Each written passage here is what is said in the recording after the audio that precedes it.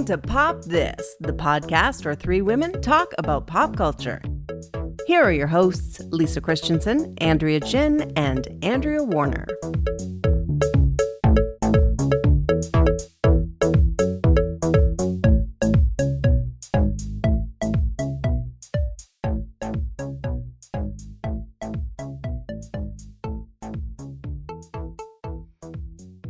All right, well, I guess I should just, the COVID in the room. I have COVID. It's it's why I sound this way. It's congestion. I have the whole 9 yards. The whole COVID package came my way 6 days ago, and I am still I guess I'm coming out of it now, but I'm still sounding like this. I'm sorry. That sucks. Yeah, that sucks. Since this is a podcast of the moment, we might as well be like totally fashionable, right? Absolutely. But I've been hearing from so many people that they have COVID lately. Probably the most of any point in the pandemic for me. Me too. That's what I think.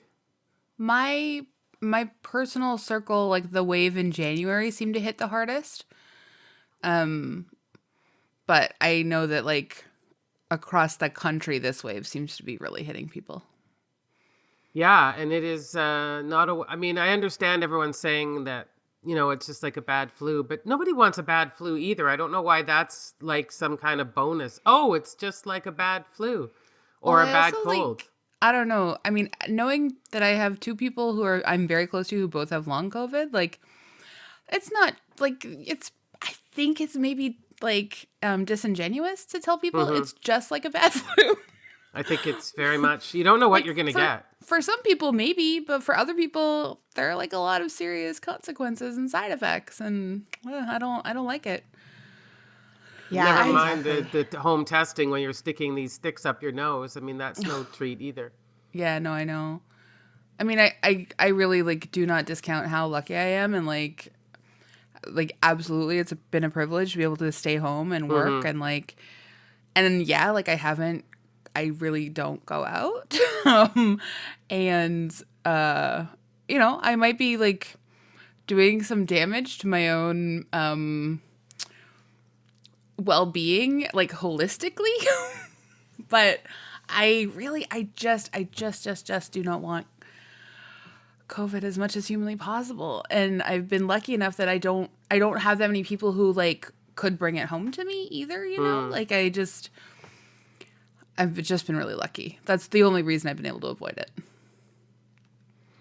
I went back into the office for the first time in over 2 years this week. Did you? Wow. Boy, was it a trip. There was almost nobody there, and I had the horror show of opening my desk drawer that I kept my snacks in. Oh. And just like nothing was like festering or anything because it was only like dry snacks, but it was all like stale dry snacks by now. Yeah. So I spent like a good part of my morning just like throwing things in like away or recycling them or whatnot. It's just like, wow, my calendar was still on 2020.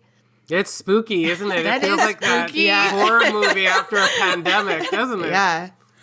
It was very weird. And then you look at things that you haven't looked at or needed in 2 years, and you're like, I guess I don't need a single thing on this entire desk. Yeah. Yeah. Did you have like a bunch of like packages just like stacked? Yeah, I had quite a bit of mail. Yeah. Yeah. And so I spent some time opening that.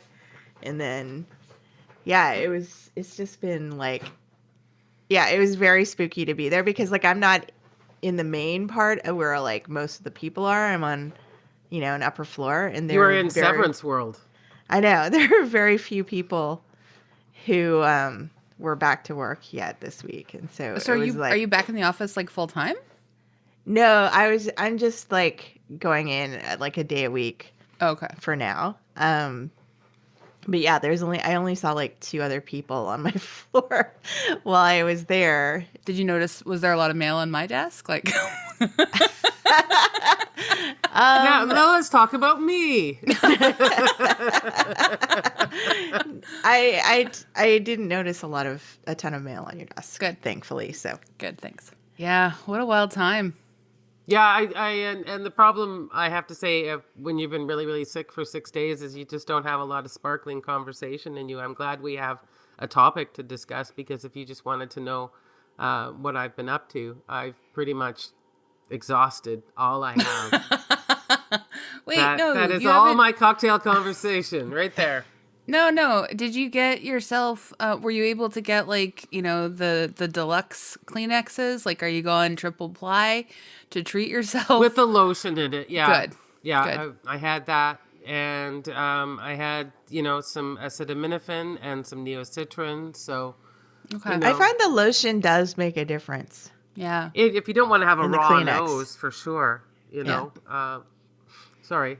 Do you need me to drop off any extra Kleenex for you? No, I've thankfully, well, I don't know if it's thankful, because now I don't have to blow my nose. It just seems to have, all of the whatever has just perched itself into my head. Oh, it lives in your sinuses right now. Mm-hmm.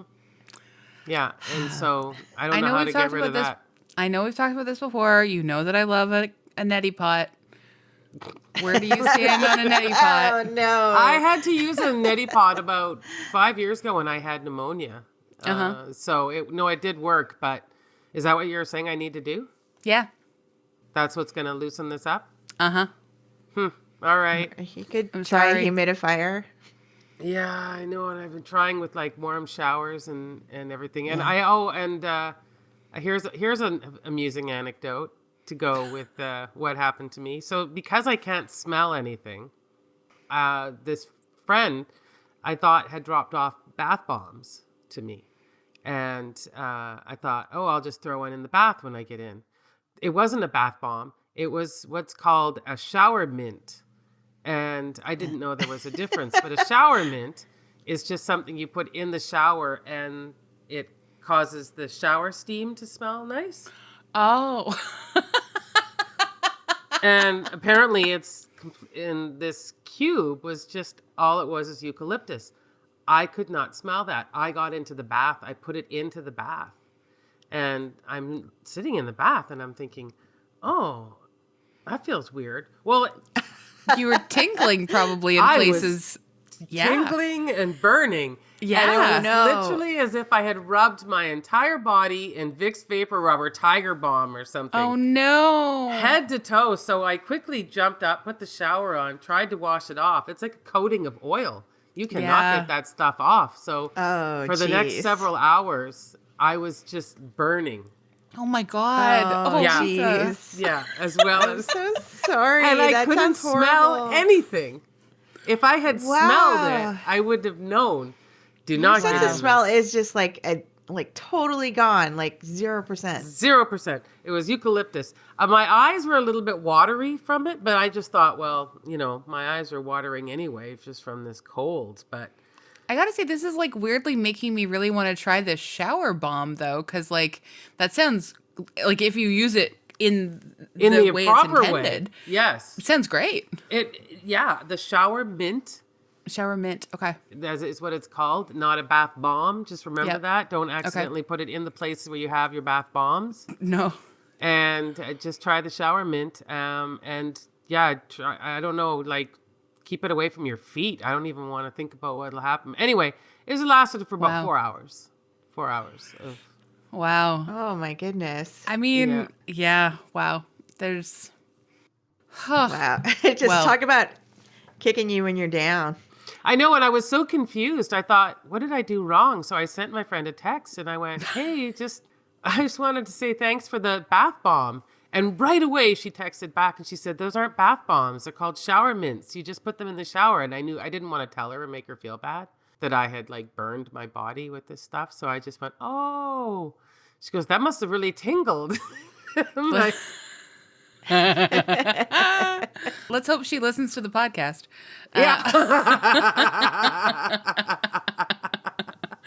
But honestly, like, speaking of just, nice things that end up kicking you while you're down, great segue to the Flight Attendant, guys. Very good. This is what a show. Season 2. I don't think disappoints so far. We're only talking about the first 2 episodes, but yeah, super into it.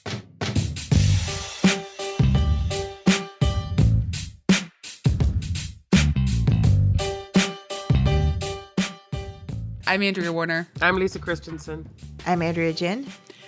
This show has a burn in and of itself on many levels. I agree. I am thrilled we're doing it though, because I've already watched the first 4 episodes. There's only, as in the time of this taping, there are only 4 episodes available. So Yeah, it was a very strange, to me, release schedule. They were doing like the first 2 episodes came out one week, and then the next 2 episodes, and then they're doing 1 episode a week until the end, which is on May 17th. Yeah, I like it just because, like, it gives you that sort of, like, mini binge, and then you can go week by week. Yeah, it's so interesting, though, that they're now programming for people's mini binges. Yeah. oh, that is it's like they know us too well. I don't mind it, actually. I agree with you. I don't mind the having to wait for something every once in a while. I've kind of lost that ability, so.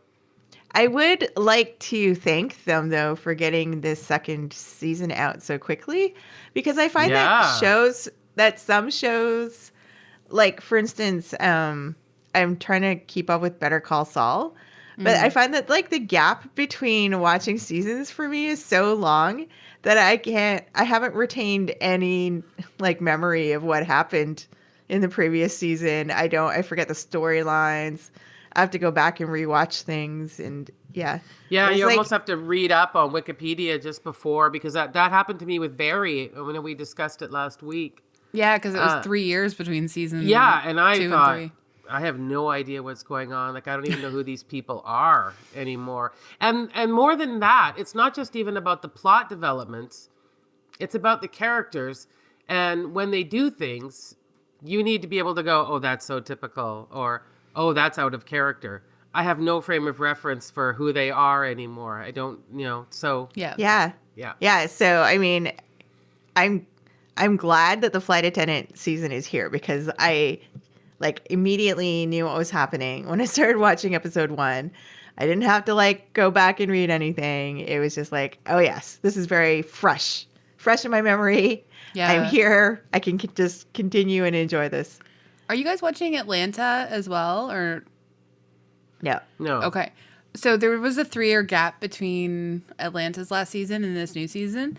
And the show is now doing stuff that is so completely kind of like just different. Like, and I think what it's doing is really brilliant. It's really smart. It's, but like, for a show that started in one place and to where it is right now, it's like it kind of, I don't know, it's like it grew into its, like, fullest, sort of, like, farthest version of itself in the gap between the second and third season, and it's fascinating. Like, I really like it. There's lots going on. Lots of it doesn't also, it seems to sort of come out of nowhere. But I'm very curious to see how all of these shows have navigated the pandemic.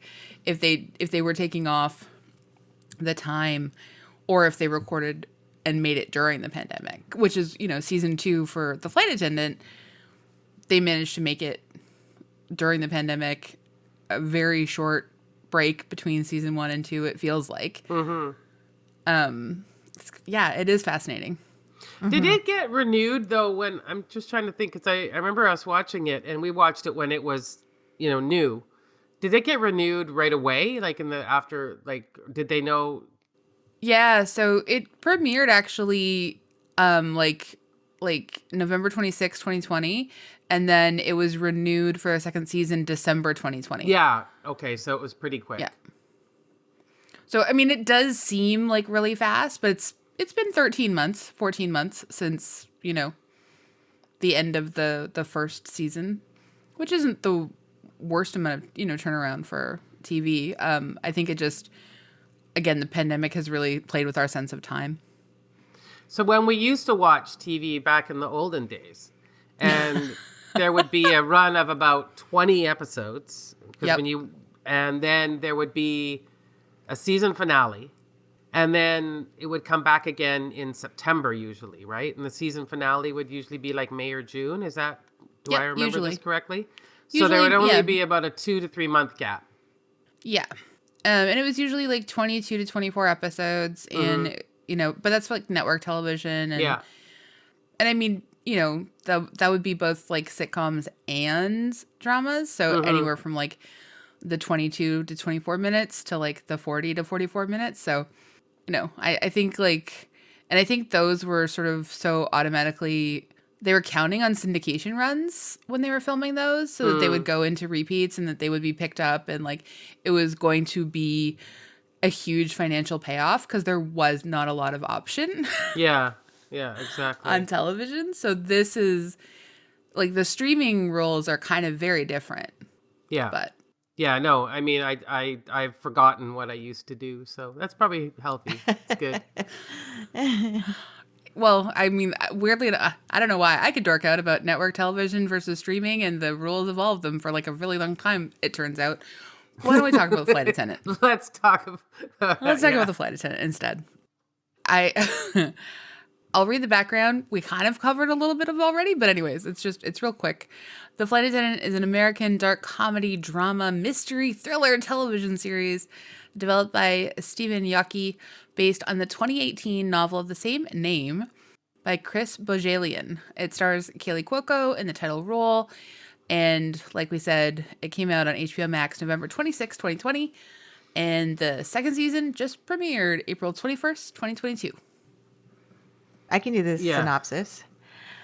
This is from Linda Holmes for NPR. Based on Chris Bojalian's book, The Flight Attendant starred Kaylee Cuoco as Cassie, the titular flight attendant who woke up one morning after a wild night of partying and found a dead guy in bed with her. She spent the rest of the season not just trying to figure out what happened, but wrestling with her addiction to alcohol, the trauma of her past, and her troubled relationships with her best friend and her brother. When we dive into the second season, the first 2 episodes of which are now streaming on HBO Max. I guess there's going to be more by the time this comes out. In fact, there's 4 now. Yeah. We find Cassie a changed woman. She explains straight away in her AA meeting that she lives in LA now. She's been sober for a year. She's dating a hot guy named Marco. And while she's still a flight attendant, she also has a second job. She does not specify to the group what the second job is, but it turns out she's now working as a CIA asset, a direct result of the events of the first season. Which I have to say, the first season set up pretty well. We knew that's what was going to be happening in the second season. Yeah, it was a pretty great, just like the best high five between a season 1 and season 2, really. They made eye contact. They connected really well. We know exactly what we're getting. And I really like the framework of an AA meeting. Maybe it's a bit of a trope, but an AA meeting to sort of like just tell us all that stuff that we've missed in the last year of Cassie's life. It's helpful. No, it worked for me, yeah. And good for Cassie. I think that you did, when you describe the flight attendant and you say, it's quite an extraordinary list of genres trying to figure out what this is, dark comedy, drama, mystery, thriller. But sometimes, I forgot about all the trauma that she experienced and how much of who she was based around what happened to her as a child and that early alcoholism and, just trying to drown out all those things. So it seemed quite a relief to see her in an AA meeting at the beginning of this season. Totally. Mm-hmm. And I mean, I was just going to say, just to touch on a couple lighter aspects of it. It's as soon as episode 1 started, I was basically trying to Google what outfits all the characters were wearing because I'm finding the clothes so amazing in this season already. And did you know that there are many websites dedicated to helping you shop for clothes you see on TV? I did. It was and funny. I was watching the first 2 episodes with the friend of the pod, Bridget Watson. And right away she was, I'm going to have to change my work wardrobe. Like right away she was, and so she needs to know where this fashion stuff will come from for sure. Yeah. Yeah, I remember. Well, I remember after the final season of Insecure, I just thought Natasha Rothwell's outfits as Kelly were so incredible that I really dedicated myself to trying to figure out what she was wearing the entire time. I will say these fashion websites that tell you where your characters get their clothes, they definitely put in more work to find out where thin characters get their clothes, but I did get a few insights as to where the fat characters get their clothes. So I do not like that. I think those fashion sites should do a bit of a better job because Kelly on Insecure, played by Natasha Rothwell, amazing outfits. Incredible. Very good point. Yep. Yep. Well, you're not going to, Well- there's not very many different sizes in the flight attendant though. That's for Oh, sure. no. But also, like, a lot of Cassie and Annie's clothes are, like, Gucci. Yeah, I was going to say this is not a cheap hobby to take up for sure. Well, No. it makes you wonder, like, how much the CIA is paying Cassie.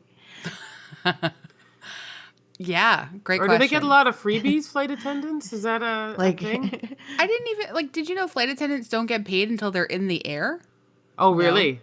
They do all the boarding. That's, free. They're now currently trying to, fight that, because obviously COVID exposed a lot of, sort of not cool labor practices. But, yeah. I did not know that they were just expected to just nicely board you. No, For I had free. no idea. wow, I had no idea. That's wild, right? That's completely inappropriate. Anyway. Anyway, this second lighter thing I wanted to bring up was also, I like the change of scenery to LA. Yes. And the house in Abbot Kinney. Oh my goodness. Yeah. Cassie's house, amazing. So that whole little courtyard when they walk in and they go to, oh my God, it's so great. Is it an actual real house? I mean, the inside's probably a set, but is the outside is a real place? I mean, probably. I think that's what, that's what some houses in Abbot Kinney look like. Yeah, no, I remember that in our when we watched the Gary Marshall Valentine's Day. he will always come up that they've got those canals. And is it the same? Yeah. Is that the same area? Mm-hmm. Yeah, I love everything about the look of the Flight Attendant season 2. I love the outfits. I love obviously the hotels and the apartments and everything. But I also I really like the cinematography. I don't know that I always need the fancy editing and seeing things in triplicate when it's not that different. I kind of prefer when they use some of their fancy editing techniques to reveal different perspectives instead of the same perspective. You know what I mean? I like it better when they're using that for a reason as opposed to just show that they can. But honestly, the music is practically going to give everyone a heart attack. I love it so much. There's just a franticness to it, but also so chic and so stylish that It has a kind of European film noir sort of feel to it. oh, I love it. It's And it's one show where I watch the title sequence every time. yes. I don't speed ahead. You don't skip intro? No. Yeah, it's 'Cause great. I love the music so much and the animation. Yeah, no, I definitely think it's a show that knows that the style of it is tremendous fun for everybody. Can we chat about Cassie? Yeah. Cassie. Well, I think we should chat about Cassie. I just love that Cassie has so little impulse control because I think that is very true to someone who has struggles with sort of addiction disorders and substance abuse disorders.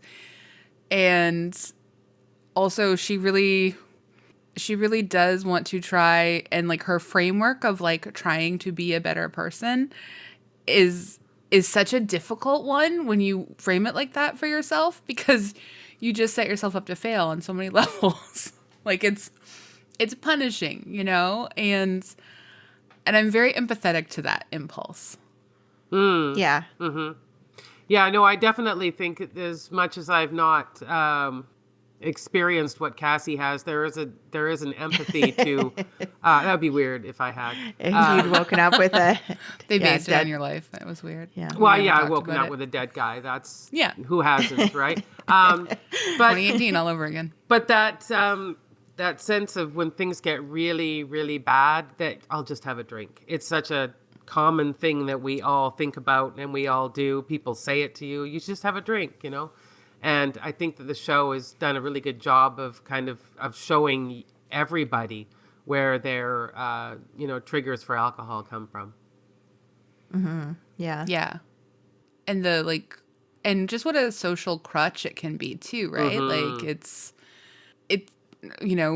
is largely inescapable. Like as much as coffee culture has sort of like come in and I suppose has created like an alternative scene, it hasn't like, taken that place in the same way. And we've got like Grace selling fentanyl lollipops. Like there's a lot going on. Yeah. Oh, I forgot about that. Yeah. Oh my God. When she said she was selling fentanyl lollipops, I was like, wow. Okay, amazing. back to that yeah, I guess now we know how that character affords that incredible house with all of the artwork inside of it. That was beyond chic. Yeah. Like, I mean, this is like high crimes and lots of like nefarious stuff going on, but everyone's rich. Which, you know what? Like, let's face it. Rich people are full of high crimes and nefariousness, right? We like assume that. We just know that. Yeah. I mean, think of like when Annie goes on that job interview and all of her answers are based in how she like basically like did work for the mob for the last 5 to 10 years. Like I found that job interview to be one of the funny, and I think Zosha Mamet really, really nailed it. I think she just did a great job. Funny. It was very funny. Second Oh my only God. to the most tragic meeting of the parents of all time. Or am I Wait, skipping I'm not ahead there now? yet. It's not. It's not. We're not there yet. That's Okay, not- this is the problem I'm going to have. All right. Okay, well, you have that to look forward to. I can't wait. Yeah, I was counting on it being epic for sure. So Yeah, Yeah. Annie's whole journey so far is epic. Have we both watched the episodes? All 4 of them then? Or I have, yeah. yeah, you have. I've Okay. only watched the first 2. All right. Do you want me to log off of the podcast right now so you guys can finish up?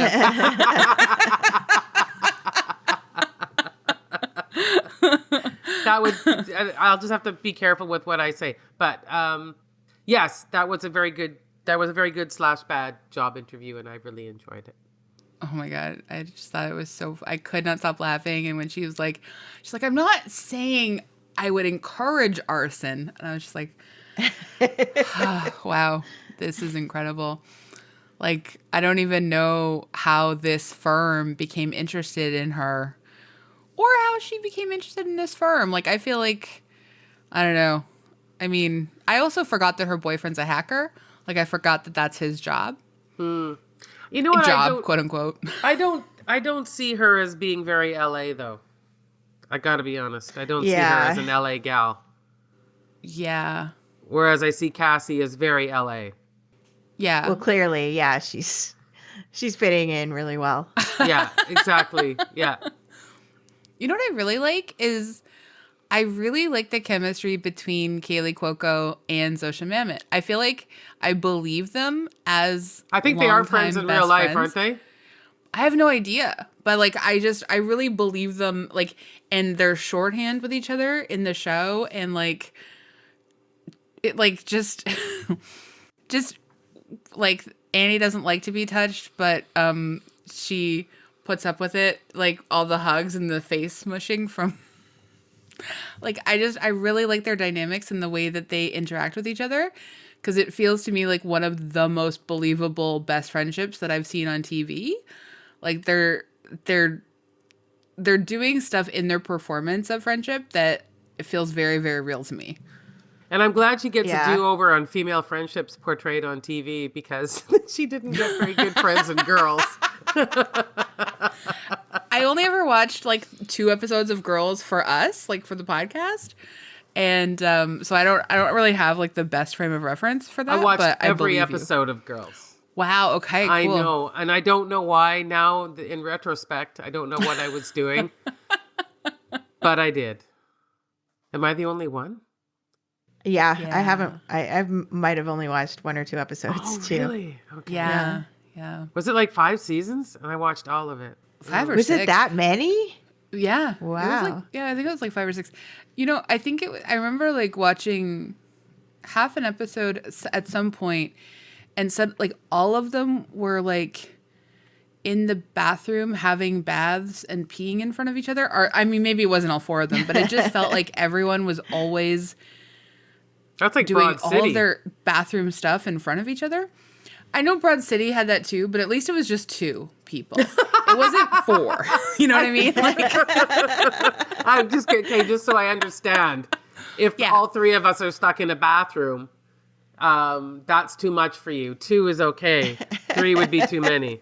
I just honestly do not believe that either of you would be looking at me making eye contact while I'm peeing. Or one of having a you would conversation. like just be like I don't think so. waxing your like, body while I'm peeing and the other person's in the bath. Like, I just don't think the 3 of us would have a lot of like full on naked hang times in the bathroom. Anyway, this is I a agree weird. with you. Yeah, I have a friend who pees when I'm on the phone with her and I hear it flush and I'm like, why did you What? do that? Yeah. Like, I'm not comfortable with that. Like, Gross. and it's because she Ew, lives far no. away, so we can only really communicate on the phone. But, and when I hear the toilet flush, I'm just like, I guess that's nice of you that you feel that comfortable around me and that you don't want to just put the phone down and say, hey, can you wait a minute? That's what Yeah. I would do. Or, like when you see things on TV when like someone doesn't close the bathroom door when they're using Yes. it. That's weird. That's really weird to me. I even close the Yeah. door when I'm home alone. Yeah, me too. Yeah. Just in case. I have to be very alone for me to leave the door open while I pee. Wow, this is Very way more than everyone bargained for in this episode. Yeah, we've gone a little off topic. Yeah. What do you mean? It's completely on topic. But actually, but one of the things I do find very funny is that like this is like Cassie always just feels free to change her top in front of Max, and I love because I believe she did this in like the first season too, and he was just like, what and I know, but so I find that very funny because like she is in no way like they're not positioning the show as Cassie ever being a threat to Max and Annie's relationship. Like it's the 3 of them. You know what I mean? Yeah. And I appreciate that because in a different kind of show, I mean, perhaps one where Kaylee Cuoco wasn't an executive producer, they would want to sort of like set up some kind of friction because it would just be so like basic. Yeah, agreed. Right, yeah. But they couldn't make 2 people more different than Cassie and Annie at all if they tried. Yeah, I like it. I'm curious as to like how they found each other, but I still like believe in that friendship. You know what I mean? Like it doesn't feel unbelievable. No, especially since they had their giant falling out and it didn't look good for a little bit. But then they came back. They did. Mm-hmm. Like They good came back friends do. stronger. Yes, they did. But yeah,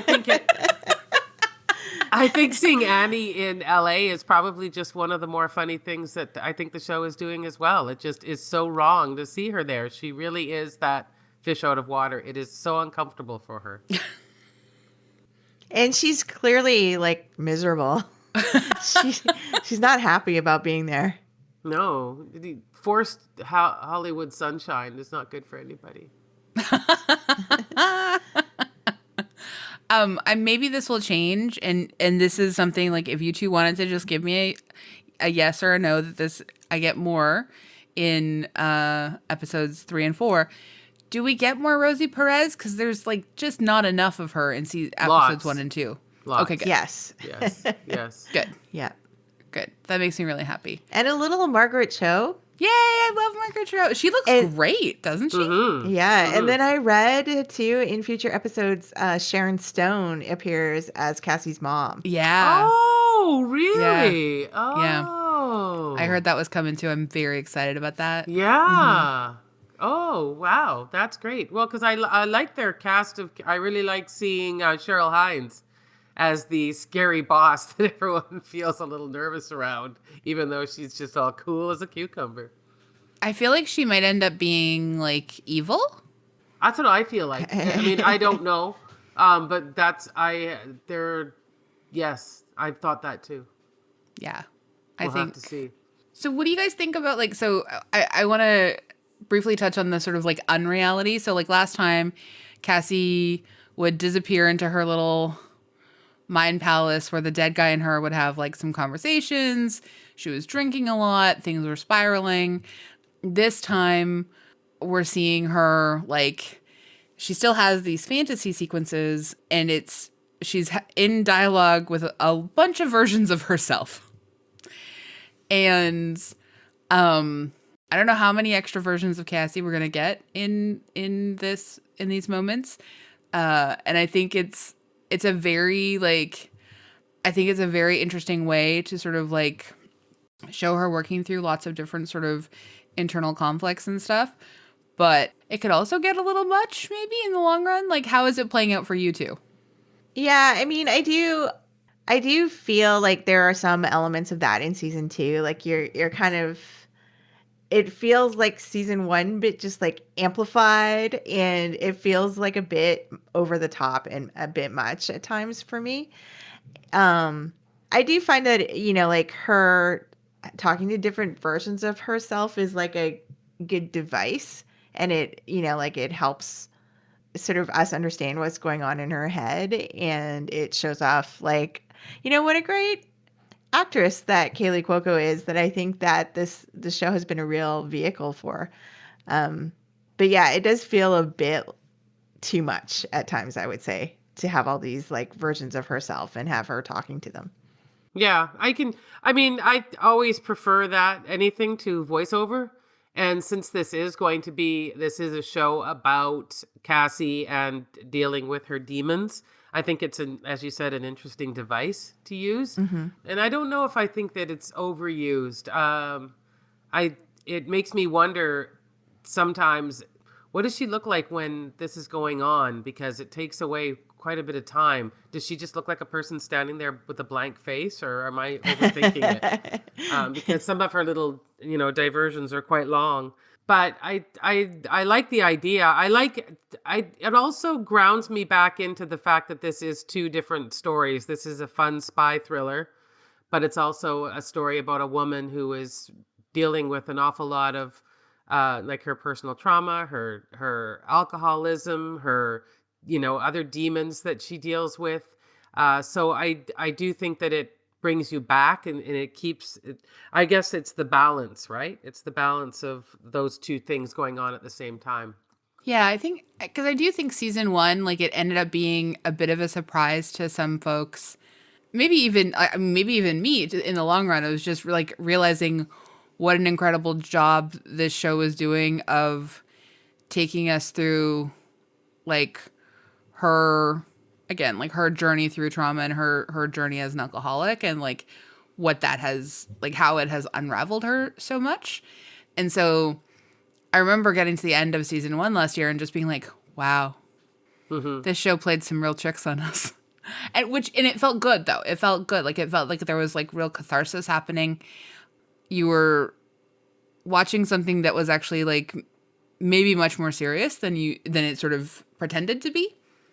And in an effective way, not in a manipulative, cloying kind of way, So I think that's what it's doing here too. But, like, I guess what I'm going to be kind of interested to see as it goes on is, like, sort of, is this like a sort of like bit of a exacerbated situation after the bomb goes off, like as she's sort of dealing with, like, a bit of PTSD from a bunch of other stuff?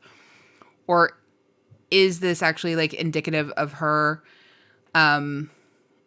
sort of disassociating from herself. What I think it actually sort of speaks to the question that you were asking, Lisa, is like, what's happening physically to her in the moment? Like, what are people witnessing when she's like stuck in her head? Because yeah, if you're just like for 5 minutes, she's just standing there kind of like staring into the distance while having like 6 of her have a conversation inside her brain. That is a tough spot to navigate personally. Yeah, and socially. maybe the longer they go on, the harder they are to get out of. Maybe, I don't know. Well, yeah, and like just whether like it's, you know, it's a coping mechanism, obviously, but it's also like a possibly like a real like dysfunctional mechanism too, you know, like because she's saying all this like really messy stuff to herself when she's inside her head because, you know, she's still got a lot of work to do. Oh yeah. I mean, isn't it in AA in the first year you're not supposed to be in a relationship? You're not supposed to do almost any of the things that she has done. Yeah, I mean, I know this again is fiction, but I just thought since we're dealing with the Alcoholics Anonymous aspect. Well, and particularly because her new boyfriend is supposed to be like sober too, right? Like I don't know if they met in AA or whatever, but like, I don't know, moving, new part-time job where you're undercover as a spy and giving up alcohol. And having a new boyfriend. Also, guys, why'd she move to LA? I guess just for a start, right? Yeah, for a new start. Yeah. You would have picked somewhere else? No, I'm just curious because like it just seemed like at the end of what she had gone through and her and Annie finding their way back to each other, it seems interesting to me that she would like relocate by herself. Maybe not though. Maybe I'm just overthinking it. Maybe she should have gone to Virgin River. Where people go for a fresh start. That would have been hard since that's a Netflix property and this is an HBO Max. Yeah. Fair enough. Yeah. I can't imagine HBO Max ever having anything set in a place called Virgin River. No place should. But I spent a bit of time during the pandemic there, and I'm not going to feel bad. I'm just saying that it was an option when you want to restart your life. A small town with quirky characters, we've discussed it before, there are worse decisions to make. Absolutely. Yeah, no, for sure. Especially if it's Christmas. Yeah. Christmas? Yeah, exactly. That would be a good time to do that big move. So anyway, we're not going to see Cassie in Virgin River. I know that. No, I don't think so. The coach, feel though, like, would be great. I feel like, too, that one of the things that kind of bugs me is that, like, Cassie seems to be really terrible at being a spy. It's very, don't do this is the equivalent, like a child, of saying, do this. It is. That would be, if I had to bring up one grumble I have with the show, it would be that there are occasionally times where she could just be honest and say something, and she doesn't, and there doesn't seem to be any good reason why she's not. Yeah. Like, I think she is so conflict averse that she is constantly trying to, and again, it's her own framing of like, now I'm trying to be a good person. Yeah. And she, yeah. Maybe if she didn't kind of hold that as like the standard to which she is measuring herself, she could just be an honest person. Yeah. Because those aren't necessarily like this mutually inclusive. Mm-hmm. But I mean, perhaps I'm speaking more in, again, season or episodes 3 and 4. Anyway, okay. You will get back to me after you've watched 3 and 4. Just send me a quick text. Oh, yep. That's what you mean. I just feel like there's some jam she gets into that would be easy to get out of. And in terms of the plot and in terms of the writing, it doesn't make as much sense as it should. Yeah, I mean, I'm not going to be terribly surprised if, as we go along throughout this series, that there are some real plot contrivances. Mm-hmm. There are just so many people in this show. Like, suddenly we've got like a double of her, apparently. who also has like a terrible dumb tattoo on her back. We have these two randoms who have like tied up the old people in the home across from her and, stole her credit card and try to copy her keys. We don't know what their deal is. The man with the unusual eye. Yeah, we have the guy with the milky eye. Yeah. There's a lot. There's so much happening. We got the new CIA handler. Yeah. We've got all her new boss. Like her new boss, like her friend Megan is still out just randomly in the world somewhere. We have no idea what's happening there. Other than her child hasn't heard from her in a year. But I know now, so I can't. Oh, all right. Well then. I really like the article that you linked to in the Daily Beast by Kevin Fallon, where he talks about just this relatable journey that Cassie's on, about like how everybody essentially is on a journey of trying to improve ourselves, like in various different ways, and kind of not fully comprehending the impossibility of that task. Like you do little things to improve your life or yourself or whatever. And you think, oh, this is going to change me. This is going to make me a better person. This is going to make my life better. And things kind of like never add up that neatly. Like you can do things, but you're always going to have things in your life too that are not working or, Yeah. Well, things that are not working are also like if you fundamentally don't recognize your relationship in the chaos. Mm-hmm. Like Cassie's never going to be able to quite do the things that she thinks are going to make her successful because she's never necessarily paused for a second and been like, why do I want to follow these people and get myself personally involved in their lives? Like what is, when she sort of like quickly downgrades Marco from being this like hot, wonderful guy to like finally telling Annie the truth. It was like, he's good on paper. Mm. And Annie calls her on it quickly in the bathroom, but then they sort of let it go. And like, we know that if she's just honest with herself, she likes the adrenaline. She likes, that's another outlet for like escape in the same way that like her substance abuse was. I'm sure Brene Brown would have a lot to say if she were giving a review and say, Cassie, just be vulnerable. Just let people see who you really are and tell us what it is you're afraid of. And actually, no, don't do that because then it would be a very boring show with Brene Brown. So apologies, Brene. Yeah, I think I think what Kevin is saying is Kevin Fallon saying in his review is really absolutely accurate. Like watching Cassie is compelling because obviously one, as AG mentioned, Kaylee Cuoco is doing an amazing job, but also she's like super fallible. And there is something like deeply relatable about someone who is just like, oh yeah, kind of a mess and kind of a lot. And like, yeah, there was a review I was reading. I didn't include it for you guys, but it was just talking about like the concept of being too much and how this is a show that is literally all about the concept of certain women being too much. And I think that there's something to be said for that. Like which is why I can't wait to see Sharon Stone as her mom. Oh my God. It's going to be incredible. That's such great casting. Yeah, no kidding. Just fantastic casting. Anyway, well, I think I know where we all stand, but does season 2 of The Flight Attendant pop?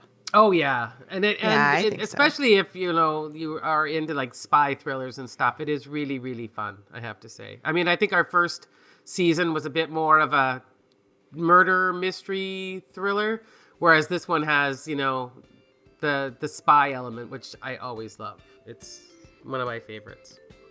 Yeah, this is like your favorite genre come to serial form. That's yeah, cool. no, That's it's great. Exactly with great clothes. They usually have great clothes, but yeah, honestly, I mean, hitting a lot of your buttons, Lisa. Yes, it is. Turns out mine too. Yes, it pops. Yes, it does. Very much. Agreed.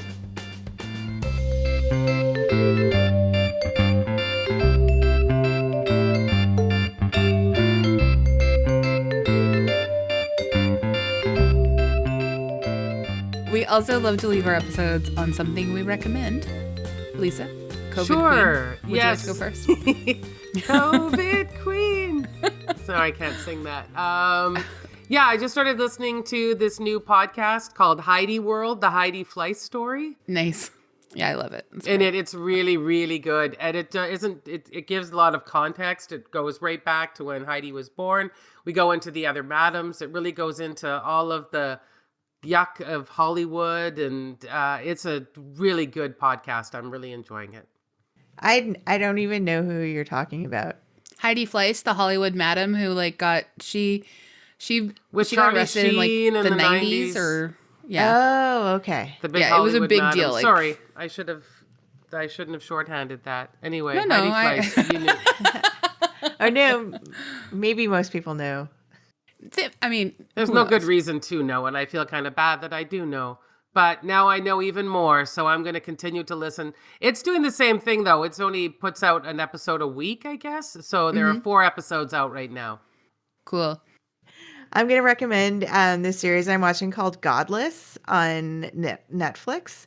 And the reason I watched it is because it stars Michelle Dockery in a Western. And I thought, yeah.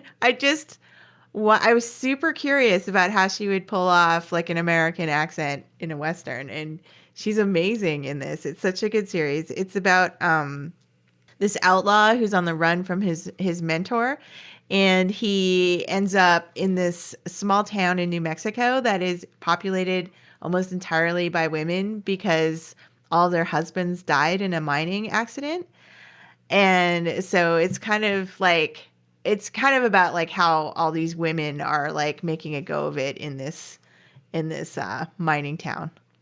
Wow, that sounds really good. I don't know how I've missed that. All right. I didn't either. Like Yeah. it's from 2017, and I think it was just added to Netflix recently, and it was the first time I'd ever heard it too.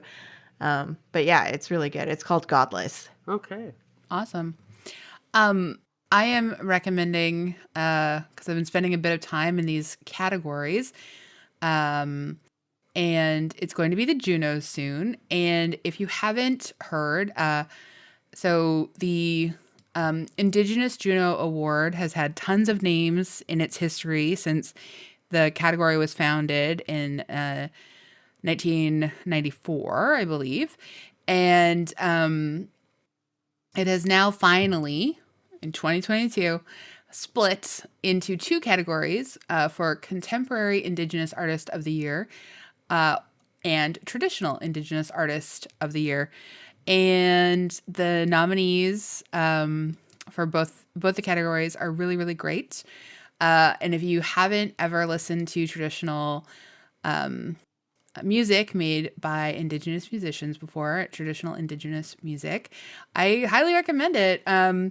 There's some really incredible drumming and powwow singing and round dance songs. And I think there's just like, and a lot of these musicians have been making music for a very long time and, haven't really been recognized before because, it was just a lot more sort of contemporary artists were nominated instead of traditional artists. So this year you can finally get to know some traditional Indigenous musicians if you don't already.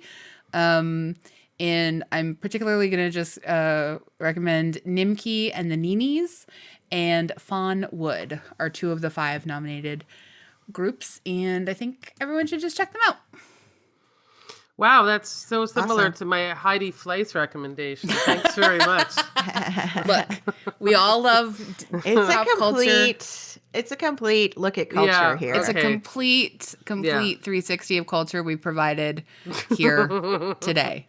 Great work, all of us. Yes. And me with COVID, so, I hope you feel with better. COVID. Yeah, I hope you feel better.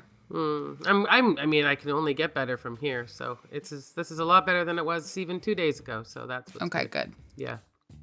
Well, thank you everyone for listening. Thank you for hanging out with us on the Instas and the Facebooks and the Twitters and stuff. Thank you for rating and reviewing us. 5 stars. 5 stars. And thank you to Andrea Gin, our producer and co-host here. And we love doing this every week. Even when we're sick, we're here for you. Yeah, what a trooper. Lisa. Yeah, incredible. Thank you. Honestly. Thank you. All right. See you, everyone. Thank See you next week.